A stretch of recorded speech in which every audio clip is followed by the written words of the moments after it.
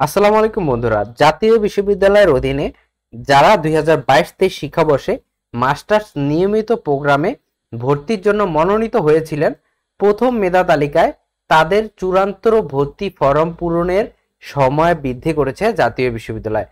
যারা অর্থাৎ 2022-23 শিক্ষাবর্ষে যারা মাস্টার্সে ভর্তির জন্য চান্স পেয়েছিলেন কিন্তু আপনারা ভর্তি হতে পারেননি, তাদের যেই আপনার ভর্তি কার্যক্রম সেটার সময় কিন্তু বৃদ্ধি করা হয়েছে কত তারিখ পর্যন্ত? 10ই জুলাই 2025 তারিখ বিকাল 4টা পর্যন্ত। অর্থাৎ আপনারা যারা ভর্তি হতে পারেননি বা কাগজপত্র কলেজে জমা দিতে পারেননি, পূরণ করে রেখেছেন, অথবা সময় স্বল্পতার কারণে আপনি এটা পূরণ করতে পারেননি, ভুলবশত পূরণ করতে পারেননি, তারা কিন্তু আগামী 10 তারিখের মধ্যে এই অনলাইনের ফর্ম পূরণ করতে পারবেন।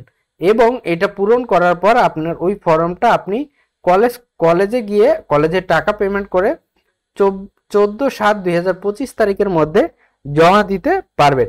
তো যারা এখনো অনলাইনের এই ফর্ম পূরণ করেননি এবং ভর্তি হননি মাস্টার্স নিয়মিত প্রোগ্রামে, তারা কি করবেন?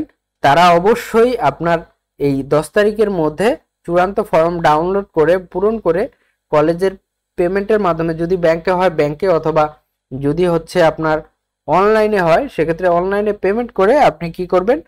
কলেজে কাগজপত্র জমা দিয়ে আসবেন আগামী 13 তারিখের মধ্যে।